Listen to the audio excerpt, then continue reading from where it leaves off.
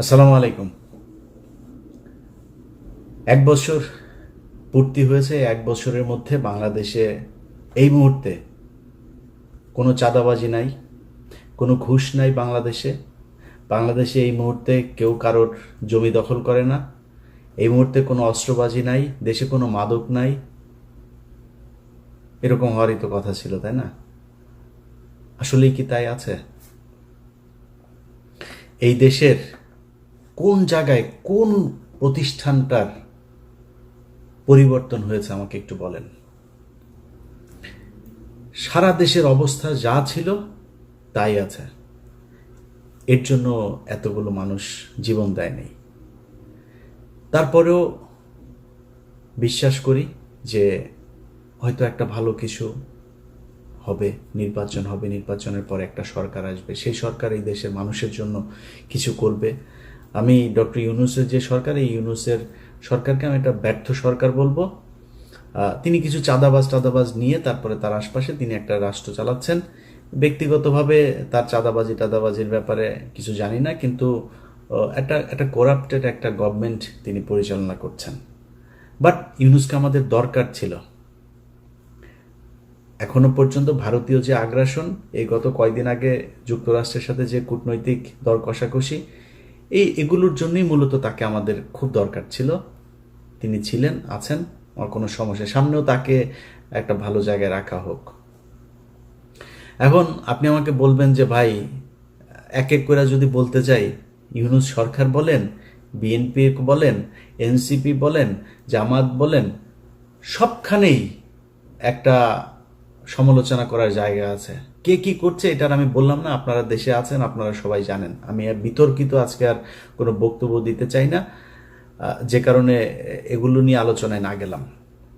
আমি আওয়ামী লীগ ক্ষমতায় থাকাকালীন কিছু কথা বলতাম যে আমি কখনোই চাঁদাবাজি, দুর্নীতি এগুলোর জন্য আমার এই যুদ্ধ না। আমার যুদ্ধের একটা জায়গা আছে, সেটা হচ্ছে ভারত বিরোধিতা। কারণ আমার এই দেশের সব সমস্যার মূল কারণ হচ্ছে ভারত। আমরা ভারত নিয়ে কথা বলতাম, আমাদেরকে বলতো আমরা হলাম এগুলি নিয়ে নাকি সব গুজব ছড়াই, এগুলি কোনো সত্যি কিছু নাই। শেষ পর্যন্ত সেই ভারতে কিন্তু এই স্বৈরাচারকে নিয়ে জায়গা দিয়ে রেখেছে। এই ভারতীয় এখনো পর্যন্ত তাদের জায়গা থেকে দেখেন, 2 দিন আগেও ভারতীয় পররাষ্ট্রমন্ত্রী বলে যে আমাদের খুব কি বলে, কি দৃষ্টি, সূক্ষ্ম দৃষ্টি না কি যেন এক দৃষ্টি রাখছেন তিনি। তুই কে রে বেটা আমার দেশের কি হবে সেটা দৃষ্টি রাখার জন্য? তোরও এনে হাগার পায়খানা নাই, তুই পায়খানা বানা আগে।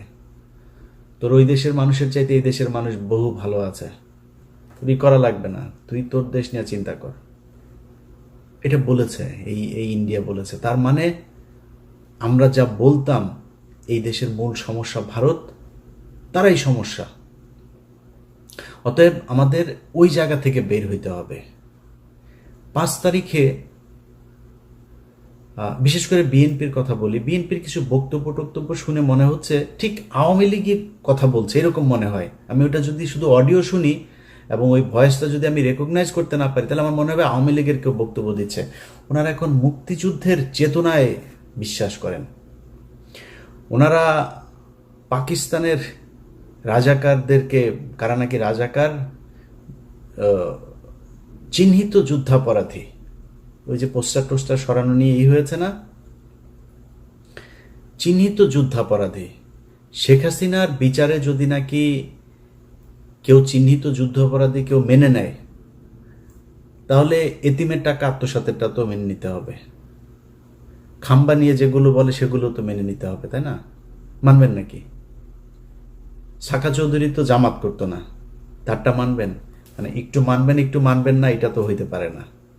আমি শেখ হাসিনার কোনো বিচারই মানি না। দেখেন না, এখন পর্যন্ত দেশে যাইতে পারি নাই কেন জানেন? এই দেশের কিছু মানুষের মুক্তির জন্য। আপনি 1 বছর হয়ে গিয়েছে, এখনো অনেক মানুষ জেলখানায় আছে, তাদের কথা মনেও করেন নাই। কেউ কোথাও বলেনও নাই, বলেনও না, বলবেনও না। কারণ আপনারা মনে করেছেন সামনে কিছু খাবার এসেছে, সেটা খেয়ে নেই, শেষ। এই দেশের মূল সমস্যাটা কোন জায়গায় ছিল সেখানে হাত দেন। এখন পর্যন্ত বিডিআরের লোকগুলো জেলখানায়। কোনো বড় রাজনৈতিক দল, না বিএনপি না জামায়াত, কেউ যায় নাই। এনসিপির কিছুটা, ওই যে একজন সমন্বয়ক আছেন মাহিন, মাহিন ভাই কিছুটা দিত, সময় দিয়েছে, সময় দেয়, এখনো সময় দেয়। এর বাইরে কোনো রাজনৈতিক দল তাদের পাশে দাঁড়ান নাই। আপনাদের সমস্যা মনে হয় না ওইটা? 25শে ফেব্রুয়ারি পিলখানার হত্যাকাণ্ড এই দেশের মূল সমস্যা, এটা মনে করেন না?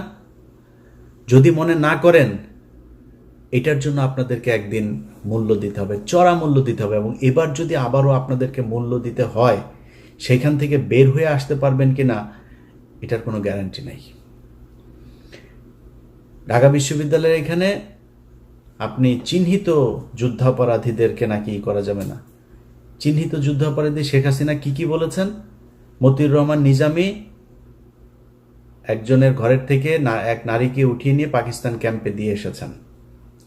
কার কার মাকে মতিউর রহমান নিজামী পাকিস্তানি ক্যাম্পে দিয়ে এসেছেন, আমরা সেই পাকিস্তানি বীর্যগুলোকে দেখতে চাই।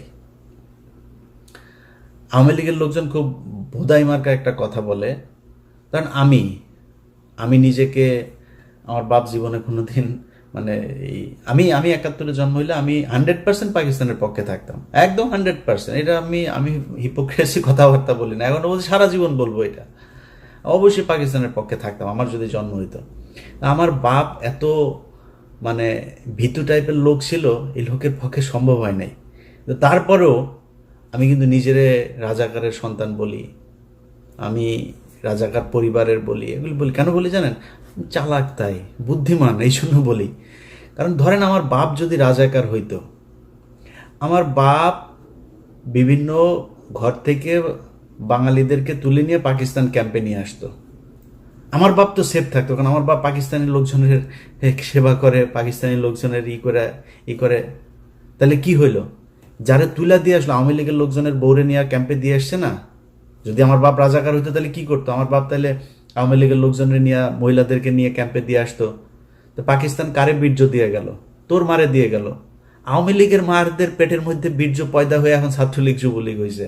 আর বাকিগুলি ওই যে ক্যাম্প ওই সীমান্তের ওই পারে গেছিল, ওগুলির পেটের মধ্যে দাদারা দিয়ে দিয়েছে, যেগুলি এখন জয় বাংলা করে। জয় বাংলা আমার দেশের স্লোগান না, এটি ইন্ডিয়ার শিখায় দেওয়া স্লোগান। ভাই, মুক্তিযুদ্ধের চেতনা নিয়ে যদি রাজনীতি করতে চান, বহুত সমস্যায় পড়বেন। আমি ভাই বাংলাদেশ 1971 সালে স্বাধীন হয়েছিল এটা মানি না। এখন আপনি আমার যা মনে চায় তাই বলতে পারেন, কারণ ওইটা ভারত আর পাকিস্তানের যুদ্ধ ছিল, সেটা ভারত এখনো বলে। এবং বাংলাদেশের পক্ষ থেকে ওইটার ব্যাপারে কোনো ধরনের কোনো প্রতিবাদ এখন পর্যন্ত করা হয়নি। এইবার প্রথম এই সরকার আসার পরে করেছে, ওইটা আমি এনাফ মনে করি না। আপনি যদি মনে করেন ওইটা আপনার স্বাধীনতার যুদ্ধ, ওই ব্যাপারে আপনি প্রকট, আপনি একদম পুরোপুরি এক ইয়ের মধ্যে থাকবেন, তাহলে তো আপনাকে তাদের সাথে সব ধরনের চুক্তি বাতিল করতে হবে, সব ধরনের থেকে সম্পর্ক থেকে বের হয়ে আসতে হবে। আসেন নাই, তার মানে তাদের ওইটা আপনি সহ্য করেন। তাহলে ওইটা যুদ্ধ না, ভারত আর পাকিস্তানের যুদ্ধ। ভারত এখনো সেলিব্রেট করে। এখন আপনি যদি মনে করেন, আমি কিছুক্ষণের জন্য এটা মানলাম যে আপনার ভারত পাকিস্তানের যুদ্ধ, এই মানে বাংলাদেশের মুক্তিযুদ্ধ। আমার এই ভিডিও এই মুহূর্তে যে মানুষগুলো দেখছেন, আমার ভিডিও পজ দিয়ে একটু 2 মিনিট চিন্তা করেন যে আমি আমার আশপাশে, আমার আত্মীয় স্বজন, আমার গ্রামের আশপাশের যত গ্রাম আছে, কতজন মুক্তিযুদ্ধ ছিল। মুক্তিযোদ্ধা যে কটা আছে তার 80% ভুয়া। খোঁজ নেন, আপনার এলাকায় যে কটা মুক্তিযোদ্ধা আছে ওর ব্যাপারে যা খোঁজ নেন, আল্লাহর কসম করে বললাম একদম ভুয়া। আপনার বাপ গিয়েছিল? চাই নাই। তা মুক্তিযুদ্ধ আপনি করলেন না, আপনি মুক্তিযুদ্ধের বিশাল চেতনা। এই যে এই সরকার এসে 1 বছর হলো, আপনি মুক্তিযুদ্ধের তালিকা বের করেন নাই কেন? কতজন মারা গিয়েছে আসলে তার তালিকা আপনি করেন না কেন? 30 লাখ, 3 লাখ, 3,000, এটা কি কেন করেন না? ওইখানে কিছু একটা আছে যেটা করতে মানে বের করতে চায় না। ভাই, আমরা তো চাই সেই যুদ্ধে কতজন মানুষ মারা গিয়েছে তাদের প্রতি আমরা সম্মান জানাইতে চাই। বার করেন। আপনি ভিডিও দেখছেন না, বার যেহেতু করেন, আপনাকে দায়িত্ব দিলাম বের করার জন্য। আপনি চোখ বন্ধ করে চিন্তা করেন আপনার 14 গোষ্ঠীর মধ্যে 71-এ মারা গিয়েছে কেউ আছে কিনা। পাকিস্তানি মিলিটারিরা এসে কারোর মাকে তুলে নিয়ে তারপরে প্রোডাকশন দিয়ে দিয়েছে, যদি একটা খুঁজা পান, কান কেটে শুনেছি, উনি বলেছেন, তিনি বলেছেন, এইটা দিয়ে কোনো ইতিহাস হয় না। আপনি এখন ওই যে আওয়ামী লীগের মতো, ভাই এত আবেগ থাকলে তো সমস্যা। আমার কথা শুনলে আমাকে পছন্দ করেন এরকম অনেক মানুষের, ভাই আপনি তাহলে মনে করেন যে কিছুই হয় নাই। 3 ডিসেম্বরের 3 থেকে ভারত যৌথ বাহিনী হামলা শুরু করেছে। পাকিস্তানের অস্ত্র ছিল না, ওই দিক থেকে সৈন্য আসছিল, সেটা আসতে পারে নাই। সপ্তম নৌবহর পাঠাবে, সেটা নিয়ে সমস্যা। ওই দিক দিয়ে ভারত এই সাগর বন্ধ করে শ্রীলঙ্কা হয়ে আসতে চায়, দেরি হয়েছে। পাকিস্তান মিলিটারি পারে নাই ভারতের সাথে যুদ্ধ করে, ভারত করেছে।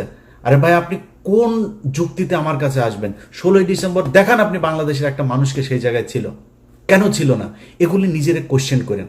আমি আমার নিজের কথা বলি, আমি ছোটবেলা থেকে মুক্তিযুদ্ধ মানে ওরে যে সিনেমা টিনেমা দেখতাম, বাংলা সিনেমা দেখতাম না, বাংলা সিনেমায় দেখা বাবারে নিজের সন্তানকে কাঁথার ভেতর থেকে বের করে মুক্তিযোদ্ধাকে ঘরের ভেতরে জায়গা দিল, দিয়া তারপরে মুক্তিযোদ্ধারে বাঁচাইলো, বিশাল এক নাটকীয় এক দৃশ্য অবতারণা করলো, করে মুভি একটা বানায় ফেলে। ওইটা দেখে দেখে বড় হয়েছে না, মনে হয় কিছু না হইলেও কিছুটা তো আছে।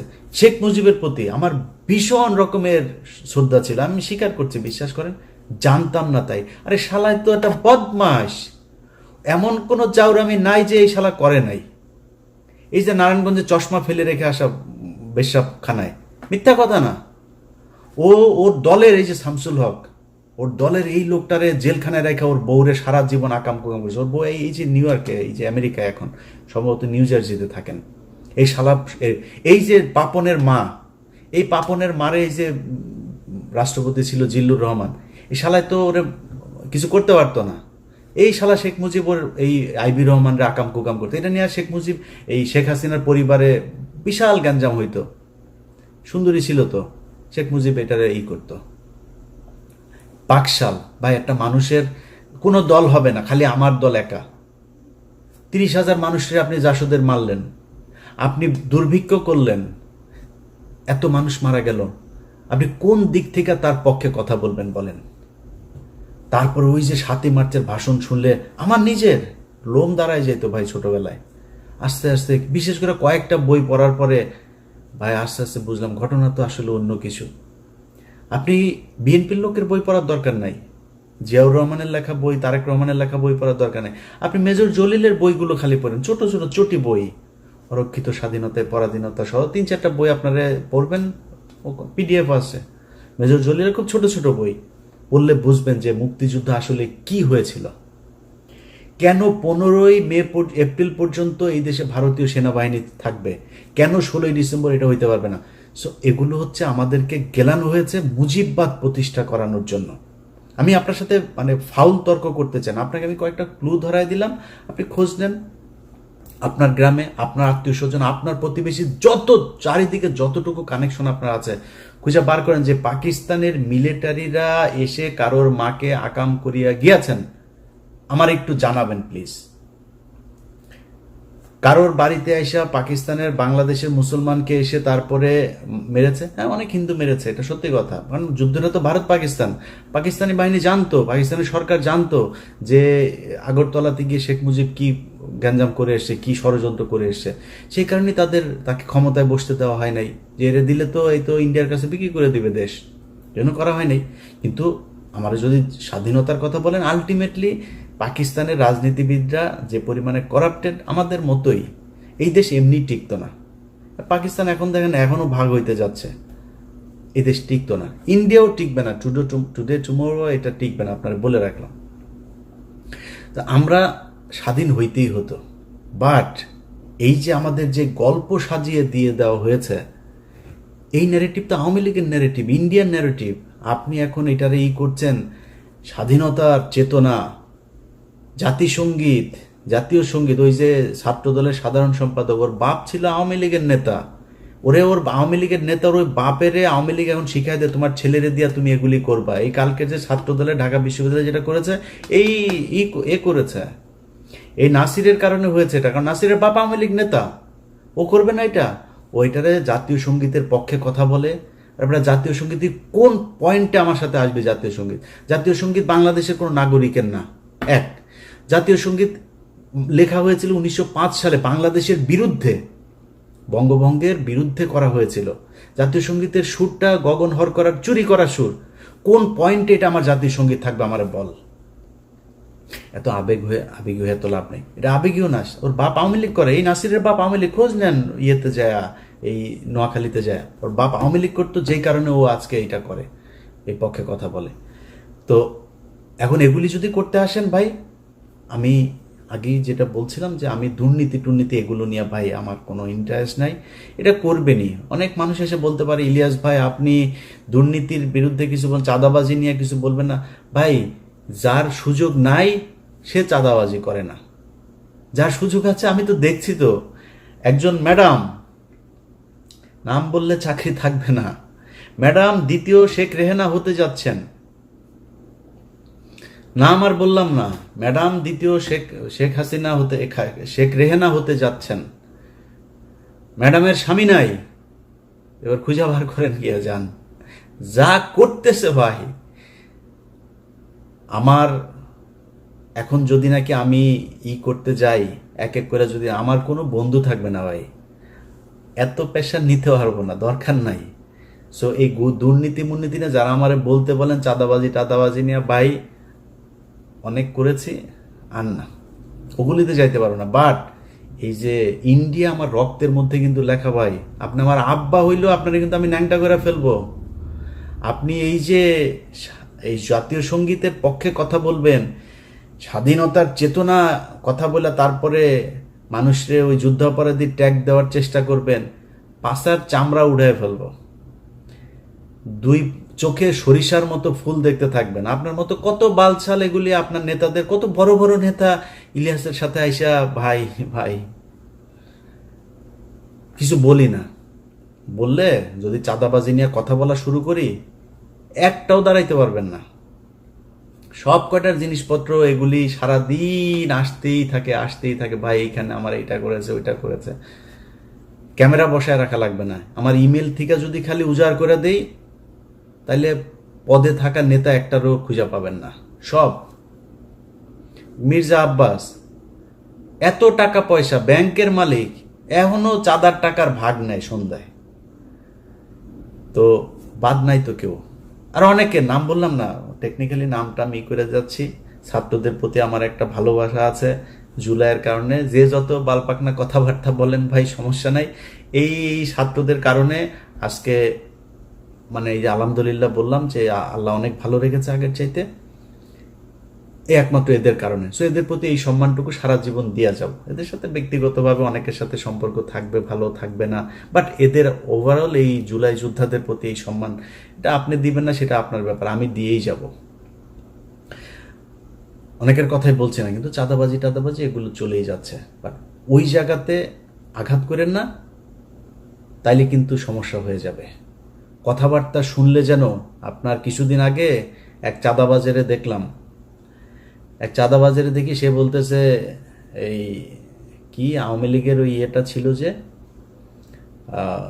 বাংলার তুমি কে আমি কে তুমি কে, ওই যে বাঙালি বাঙালি বাঙালি বাঙালি, এটা তো পশ্চিম বাংলার ডায়লগ, ওরা আমাদের বাংলার সাথে, এই তো আওয়ামী লীগের ডায়লগ এগুলি, তুমি কে আমি কে বাঙালি, গণজাগরণ মঞ্চের ডায়লগ, সব কিছু মিলা গেলে তোমাদেরকে ওই দিকেই মিলাই দেওয়া হবে। সো খুব সাবধানে কাজ করতে হবে। আমরা এত কারোটা খাইও না পড়িও না, এত পাকনামি করার কিছু নাই। সবশেষ এই যে কথাবার্তা বললাম সব কিন্তু থ্রেট করলাম, কিছু বলি নাই কিন্তু করবো টরবো এগুলি, জাস্ট থ্রেট করলাম। কিন্তু আমি একতা চাই, ঐক্যবদ্ধ হন, এটা চাই। বিএনপি জামাত এনসিপি, আপনাদের ভেতরে রাজনৈতিক দ্বন্দ্ব থাকবে, 71 টাইনেন না, এমনি দ্বন্দ্ব থাকবে। কে কটুক চাঁদাবাজি করেন, কে কটুক দখলবাজি করেন, কি করেন, এটা জনগণ রায় দিয়ে দিবে, জনগণের উপরে ছেড়ে দেন। আপনি যদি মনে করেন যে না আমি জামাতের চাইতে ভালো হইতে চাই, জামাত যদি মনে করেন আমি বিএনপির চাইতে ভালো হইতে চাই, তাহলে বিএনপির চেয়ে ভালো কাজ করেন, এমনি আপনি ভালো থাকবেন, এমনি পাবলিকের ভোট পাবেন। এগুলো নিয়ে কথা বলতে চাই না, কিন্তু কোনো দল যদি এই মুক্তিযুদ্ধের নামে যদি নাকি আবার ফের বিভাজনের চেষ্টা করে, তার বিরুদ্ধে কিন্তু সরাসরি দাঁড়াবো। তখন কিন্তু কিছু বলতে পারবেন না, এক পিনাকিদার একার গুতাই নিতে পারেন না, আমাদেরকে চাতায়েন না। এটা বলে রাখলাম ভাই, ভবিষ্যতে মার্ক করে রাখতেছি, কিন্তু কে কে কি বলেন এগুলি কিন্তু মনে আছে। ওই যে মিছিলের কথা বললাম একটা, তুমি কে আমি কে বাঙালি, ওরা কিন্তু মনে রাখ।